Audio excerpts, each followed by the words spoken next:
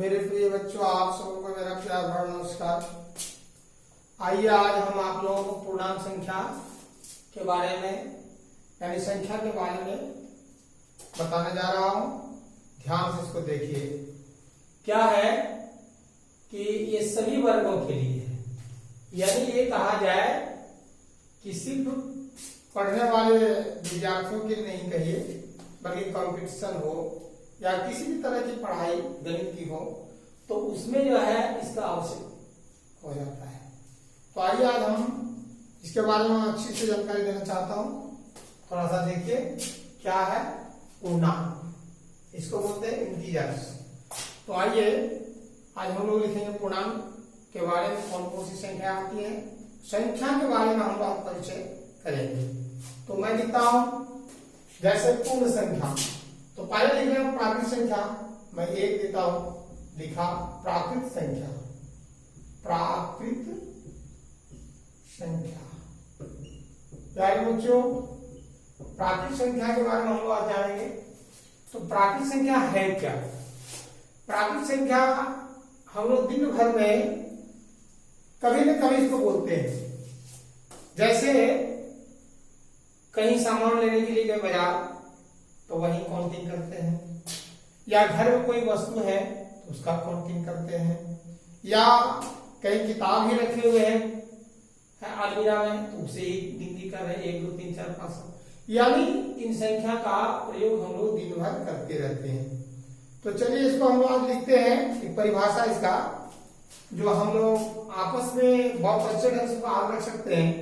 आगे हम लोग गिनती करते हैं, इसको वही लिख दिया जाए कि गिनती की संख्या को, गिनती की संख्या को प्राकृत संख्या कहते हैं। प्यारे बच्चों, गिनती की संख्या को क्या कहते हैं? प्राकृत संख्या कहते हैं। आइए जैसे हम लोग क्या लिखें, लिख लीजिए जैसे 1 2 3 4 5 6 7 8 9, इस तरह से आपका ये संख्या जाती रहेगी। यानी गिनती की संख्या को हम लोग क्या कहते हैं? प्राकृत संख्या। प्यारे बच्चों ध्यान दीजिए, इसके बाद मैं लिखता हूं पूर्ण संख्या। आइए तो पूर्ण संख्या लिखेंगे, पूर्ण संख्या। प्यारे बच्चों ध्यान दीजिए, गिनती की संख्या, गिनती की संख्या के पहले शून्य को रखने पर, शून्य को रखने पर, शून्य को रखने पर जो संख्या समूह, संख्या जो संख्या समूह का निर्माण होता है, निर्माण जो संख्या समूह का निर्माण होता है उसे क्या कहते हैं बच्चों? उसे हम लोग पूर्ण संख्या कहते हैं। उसे पूर्ण संख्या कहते हैं। संख्या पूर्ण संख्या कहते हैं। चलिए दोनों में अंतर क्या है? प्यारे बच्चों ध्यान देंगे, दोनों संख्या में क्या अंतर है। अभी अभी हमने इसको लिखा है प्राकृत संख्या में गिनती की संख्या को प्राकृत संख्या कहते हैं। आइए तो गिनती की संख्या को जो प्राकृत संख्या कहते हैं, और इसमें भी वही बात लिखते हैं कि गिनती की संख्या के पहले, यानी 1 से जो शुरू हुआ है इसके पहले यहां हम शून्य को रख दें। ये लिखा हूं कि शून्य को रखने पर जो संख्या समूह का निर्माण होता है उसे पूर्ण संख्या कहते हैं। प्यारे बच्चों हम लोग तो पहले जान गए प्राकृत संख्या क्या है। अब प्राकृत संख्या से संबंधित मैंने इस परिभाषा को लिखा हो, जो कि इसके पहले शून्य को जब रख देंगे तो वो संख्या समूह जो बनेगा उसको क्या कहेंगे? पूर्ण संख्या। आइए जैसे मैं लिखता हूं, जैसे प्यारे बच्चों ध्यान दें, जैसे में क्या देंगे आप सुनना शुरू कर दीजिए और यही चीज नोट कर लीजिए। 1 2 3 4 5 6 7 8 इस तरह से ये भी चलता जाएगा। तो आइए प्यारे बच्चों, आज हम लोग दो चीज सीखे। क्या क्या सीखे? एक प्राकृत संख्या और दूसरा पूर्ण संख्या। अब हम लोग क्या लिखेंगे इसके बाद? पूर्णांक संख्या। आइए लिखता पूर्णांक संख्या। तो नंबर 3 आ जाइए, पूर्णांक संख्या। प्यारे बच्चों पूर्णांक संख्या, पूर्णांक संख्या, ये पूर्णांक संख्या हम कैसे लिखेंगे ध्यान देंगे। तो पूर्णांक संख्या जो लिखेंगे उस पर लिखेंगे कि पूर्णांक संख्या ये आपका जो है पूर्ण संख्या, इसका धनात्मक और ऋणात्मक रूप को क्या कहेंगे? पूर्णांक संख्या। फिर इसको संख्या रेखा पर भी मैं दिखाऊंगा। तो आइए पहले इसको लिखता हूं। क्या लिखे कि यहां लिखेंगे पूर्ण संख्या, पूर्ण संख्या के धनात्मक एवं ऋणात्मक रूप को क्या कहते हैं? ऋणात्मक रूप को पूर्णांक संख्या कहते हैं। पूर्णांक संख्या कहते हैं। प्यारे बच्चों ध्यान दीजिए, जैसे में क्या लिखे? लिख दीजिए जैसे। जैसे में लिखेंगे ये रहा। जैसे मैंने लिखा सुन्ना भी दिया, 1 दिया, -1 दिया, 2 दिया, -2 दिए, 3 देंगे, -3 देंगे, 4 देंगे, -4 देंगे। इस प्रकार से ये संख्या बढ़ती जाएगी। प्यारे बच्चों ध्यान देंगे, इसको संख्या रेखा हम कैसे दिखाएंगे? तो देखिए इसमें आप संख्या रेखा पर भी इसको आप दिखा सकते हैं। ये लीजिए, ये संख्या रेखा खींच दिए। यहां क्या करेंगे? जैसे इधर ये बढ़ेगा, इधर ये बढ़ेगा, हमने कहीं 0 रख दिया, ठीक है। तो 0 के बाद ये दाहिने तरफ जब जाएंगे तो 1 2 3 4 इस तरह से जाएगा और यहां आ जाएगा -1 -2 -3 -4 इधर आ जाएगा, यानी ये बढ़ता जाएगा। पूर्णांक संख्या को हम लोग संख्या रेखा से अच्छी तरह जानते हैं। अब रही बात, पूर्णांक संख्या 2 प्रकार का होता है। क्या क्या होता है बच्चों? एक होता है धनात्मक पूर्णांक और दूसरा होता है ऋणात्मक पूर्णांक। तो प्यारे बच्चों ध्यान दें कि धनात्मक पूर्णांक किसे कहेंगे और ऋणात्मक पूर्णांक किसे कहेंगे, इसको जरा सा समझ लीजिए। तो है ये कि शून्य से बड़ी संख्या जो है, देखिए शून्य से बड़ी है 1 2 3 4 5, ये शून्य से बड़ी संख्या है।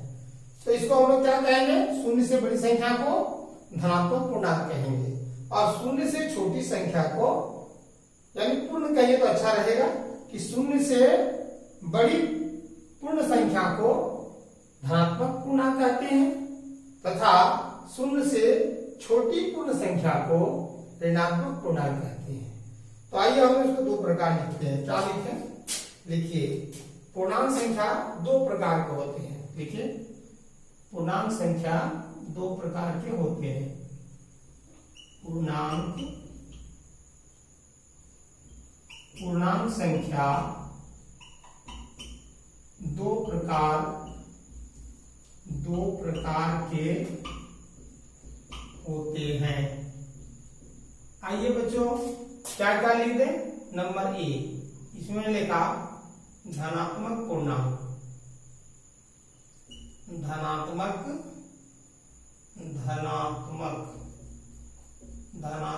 पूर्णांक। और दूसरा क्या है बच्चों? ऋणात्मक पूर्णांक, ऋणात्मक पूर्णांक। प्यारे बच्चों ये 2 प्रकार का चीज हम लोग पढ़ेंगे। तो ठीक है, ऊपर से हम पहले मिटा दे थोड़ा सा तो अच्छा रहेगा। इसको मैं मिटाता हूं।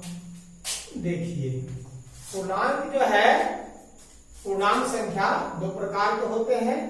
एक क्या बोले बच्चों, धनात्मक पूर्णांक। अभी अभी मैंने उसको संख्या रेखा पर दिखाया, तो संख्या रेखा पर आप जान रहे हैं कि शून्य से बड़ी संख्या जो है, शून्य से बड़ी पूर्ण संख्या, लिखिए नंबर ए लिखता हूं धनात्मक पूर्णांक, धनात्मक पूर्णांक। प्यारे बच्चों ध्यान दीजिए, यहां क्या लिखूं मैं, शून्य से, यहां लिखिए शून्य, ब्रैकेट में देता हूं शून्य, शून्य से बड़ी, शून्य से बड़ी जी, शून्य से बड़ी, यहां लिख लेता हूं शून्य से बड़ी, शून्य से बड़ी पूर्ण संख्या, पूर्ण संख्या को धनात्मक पूर्णांक, धनात्मक पूर्णांक कहते हैं, पूर्णांक कहते हैं। जैसे आइए, जैसे में लिखिए, जैसे 1 2 3 4 5 6 7 इस तरह का जो है, ये सब क्या है बच्चों, ये सभी धनात्मक पूर्णांक है। अब एक ऋणात्मक पूर्णांक लिखना है, ये भी देख लीजिए ऋणात्मक पूर्णांक क्या है। तो ऋणात्मक पूर्णांक तो अभी अभी हम लोग पढ़े हैं कि संख्या रेखा पर शून्य से छोटी पूर्ण संख्या, यहां लिखिए ऋणात्मक पूर्णांक, नंबर बी लिख लेता हूं ऋणात्मक पूर्णांक, ऋणात्मक पूर्णांक। प्यारे बच्चों ध्यान दीजिए ऋणात्मक पूर्णांक क्या है। तो ऋणात्मक पूर्णांक हम लोग क्या लिखेंगे, यहां देखिए शून्य से छोटी पूर्ण, शून्य से छोटी पूर्ण संख्या, शून्य से छोटी पूर्णांक, यहां लिखा गया क्या, पूर्णांक। यहां लिखिए शून्य से छोटी, शून्य से छोटी लिख लीजिए, शून्य से छोटी, शून्य से छोटी पूर्णांक संख्या, पूर्णांक संख्या को ऋणात्मक पूर्णांक कहते हैं, ऋणात्मक, ऋणात्मक पूर्णांक कहते हैं। प्यारे बच्चों ध्यान दीजिए, पूर्णांक कहते हैं तो क्या लिखेंगे, जैसे में, जैसे में आप जान रहे हैं ये शून्य से छोटी, तो ऋणात्मक हो गया ना, -1 -2 -3 -4 -5, ये सभी ऋणात्मक पूर्णांक कहते हैं। प्यारे बच्चों समझ रहे हैं, ये पूर्णांक के बारे में हम लोग जान गए। क्या क्या जाने, पहला जाने प्राकृत संख्या, फिर क्या जाने, उसके बाद जाने हम लोग पूर्ण संख्या, पूर्ण के बाद पूर्णांक संख्या। और पूर्णांक संख्या कितने प्रकार का होता है बच्चों, 2 प्रकार के। तो चलिए, और इसमें जो है बहुत सारी संख्याएं हैं, इसे भी हम लोग जानना चाहेंगे, जानेंगे। जैसे आप आ जाइए, अब हम लिख रहे हैं, आइए लिखता हूं, इसको मिटा देता हूं। आ जाइए भाज्य संख्या। तो भाज्य संख्या क्या है, इसको जानने के लिए अपवर्तक के बारे में जानना होगा। अपवर्तक क्या होता है, अपवर्तक के बारे में मौखिक रूप से मैं उसे बता देना चाहूंगा, जरा ध्यान देंगे अपवर्तक क्या है। तो अपवर्तक जो है वो है आपका, जैसे कि मान लिया जाए अभी मेरे पास एक संख्या 9 है, तो एक संख्या में क्या लिया, 9। प्यारे बच्चों 9 जब मैंने लिया तो 9 के अपवर्तक क्या है, यानी 9 को प्राप्त हम कौन कौन सी संख्या से कर सकते हैं, वही हो जाता है उसका अपवर्तक। जैसे 9 है, इसे प्राप्त करने के लिए 9 के अपवर्तक लिखिए, तो 9 के अपवर्तक, अपवर्तक 1 से बन जाएगा 1 9 का 9, और 3 से बनेगा 3 3 9 और 9 1 9। यानी इसके 3 अपवर्तक हैं। प्यारे बच्चों ध्यान देंगे, एक समूह का अपवर्तक हो जाता है तो जो संख्या जिससे बनता है वह उसका अपवर्तक कहलाता है। तो हम लोग क्या पढ़ने जा रहे हैं बच्चों, यहाँ भाज्य संख्या और अभाज्य संख्या। तो देखिए भाज्य और अभाज्य क्या है, हम लिख रहे हैं भाज्य संख्या। आइए भाज्य संख्या, भाज्य संख्या। प्यारे बच्चों ध्यान दीजिए, क्या लिखे इसमें कि ऐसी संख्याएं जी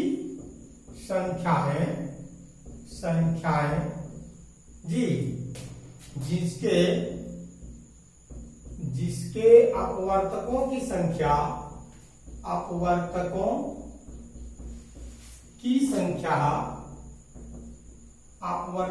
संख्या 2 से अधिक हो, ऐसी संख्याएं जिसके अपवर्तकों की संख्या 2 से अधिक हो, क्या कहते हैं उसे बच्चों, बोलिए तो। उसको हम लोग कहेंगे भाज्य संख्या। भाज्य संख्या कहते हैं, भाज्य संख्या कहते हैं। प्यारे बच्चों ध्यान दें, भाज्य संख्या कहते हैं। आइए फिर लिखेंगे, जैसे भी इसमें दे दीजिए उदाहरण स्वरूप। जैसे आनी अपवर्तकों की संख्या 2 से अधिक, जैसे अभी हमने 9 लिखा, 9 है। ऐसे भी लीजिए तो 4 है, 6 है, और आगे तो 8 भी लिख सकते हैं, 10 लिख सकते हैं, 12 लिख सकते हैं, है ना। तो 14 लिख सकते हैं, 15 लिख सकते हैं। इस तरह से हम कुछ भी लिख सकते हैं, लेकिन इन सब का अपवर्तकों की संख्या 2 से अधिक हो जाएगा। अभी 9 का मैंने निकाला था, तो 9 के अपवर्तक क्या होता है, 9 के अपवर्तक, यहाँ 9 के अपवर्तक ध्यान देंगे। तो 9 को आप कौन से तैयार करेंगे, 1 से, 3 से, 9 से। फिर आ गए 4 के अपवर्तक, तो लिखिएगा 1 से बनेगा, 2 दूनी 4 बनेगा, 4 के 4 बनेगा। जो भी हम लिख रहे हैं बच्चों ध्यान देंगे, इसमें अपवर्तकों की संख्या 2 ही है या 2 से अधिक है, अपवर्तकों की संख्या 2 से अधिक है। इसलिए इस तरह की संख्या को क्या कहेंगे, भाज्य संख्या। जिन संख्या का अपवर्तकों की संख्या 2 से अधिक हो उसे हम लोग क्या कहेंगे बच्चों, भाज्य संख्या। अब आइए अभाज्य संख्या के बारे में भी लिख लेता हूं। देखिए और एक एग्जाम्पल ले सकते हैं, कोई भी संख्या उठा लीजिए, हम मान लीजिए यही उठा लिए थोड़ा देर के लिए, तो आप 15 को लीजिए, ले लिए 15। जैसी इच्छा आपका, 1 से बनेगा, 3 से बनेगा, 5 से बनेगा, 5 से 15 और 15 का 15, ये हो गया। प्यारे बच्चों जो भी हम उठाएंगे इसमें अपवर्तकों की संख्या कितना होगी, 4, यानी अपवर्तकों की संख्या इसमें 4 है। 2 से जो भी है 2 से अधिक है, 3 है, 4 है, इस तरह से 5, 6, 7, 8 जितना भी निकल सकता है, लेकिन 2 से कम नहीं होना चाहिए। जिन संख्या का अपवर्तकों की संख्या 2 से अधिक हो तो उस संख्या को हम लोग क्या कहते हैं, भाज्य संख्या। आइए हम लोग अभाज्य संख्या के बारे में पढ़ते हैं। नंबर 5 अभाज्य संख्या। प्यारे बच्चों ध्यान दें, अभाज्य संख्या हम लोग कैसे पढ़ेंगे, तो अभाज्य संख्या वही बोलेंगे कि ऐसी संख्याएं जिसके अपवर्तकों की संख्या सिर्फ 2 हो। क्या लिखेंगे बच्चों, ऐसी संख्याएं, लिखिए ऐसी संख्याएं जिसके अपवर्तकों की संख्या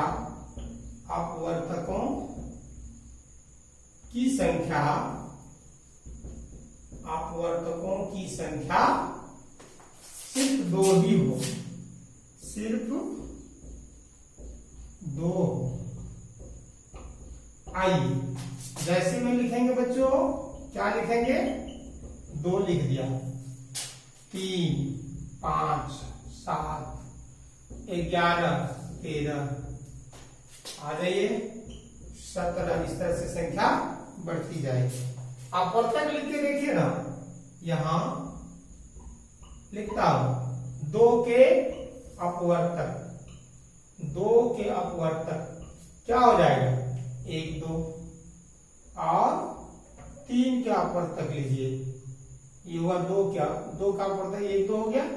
यहां लिखिए 3 के अपवर्तक क्या देंगे बच्चों, 3 के अपवर्तक में लिखिए 3 के अपवर्तक में लिखिएगा 1 3, सब में 2 ही आ रहा है। प्यारे बच्चों ध्यान दें 2 से अधिक जैसे ही हो जाएगा उस संख्या को हम अभाज्य संख्या नहीं कर सकते हैं। जिन संख्या का अपवर्तकों की संख्या सिर्फ 2 ही होता है उसे ही हम लोग कहेंगे अभाज्य संख्या। तो आइए इसका दूसरा नाम क्या है प्यारे बच्चों, याद रखेंगे इसका दूसरा नाम ऋण संख्या भी है। तो हम यहाँ क्या लिखे 5, 5 के अपवर्तक 1 5।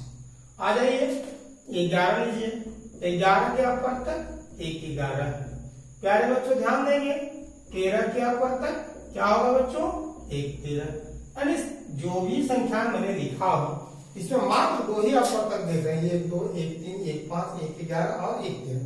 यानी वैसी संख्या जो स्वतः अपने से ही 1 हो और 1 खुद और 1 ये 2 चीज हो तो हम लोग उसको कैसे लिखेंगे, तो परिभाषा के रूप में थोड़ा अच्छा लगता है इस तरह लिखने से कि ऐसी संख्या है जिसके अपवर्तकों की संख्या सिर्फ 2 हो, जैसे 2 3 5 7 11 इस तरह से ये सब संख्याएं हैं जिसकी मात्र 2 ही अपवर्तक है, उसको हम लोग क्या कहते हैं 2 हो।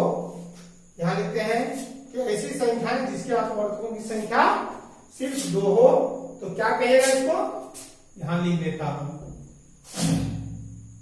उसे अभाज्य संख्या कहते हैं, अभाज्य संख्या कहते हैं। प्यारे बच्चों ध्यान दें ये संख्या को समझना है और ये सारे जो भी संख्याएं हैं उनका नाम जानने से उसको पहचानने से जब हम गणित बनाएंगे अंक गणित या बीज गणित या जो भी बनाएंगे तो फिर कभी गलती नहीं होगी, उसके बारे में हम जड़ से जानेंगे। तो चलिए मैं प्रयास करूंगा कि आप लोगों का टोटल जितना भी गणित में समस्या है सारी समस्याओं को सॉल्व करूंगा और एक एक करके सभी गणित को मैं ला रहा हूं, जैसे ज्योमेट्री लाए थे और मैं पुनः अंक गणित की ओर अग्रसर हूं। तो ध्यान दीजिए इस चैनल को बार बार देखिए और इस चैनल के अंदर जितना प्रमेय है उसको अवश्य जानिए। पुनः एक न एक दिन पुनः मैं कभी न कभी शुरू कर दूंगा ज्योमेट्री का, और ज्योमेट्री में अध्ययन करने के लिए मैं समय दे रहा हूं आप लोगों को।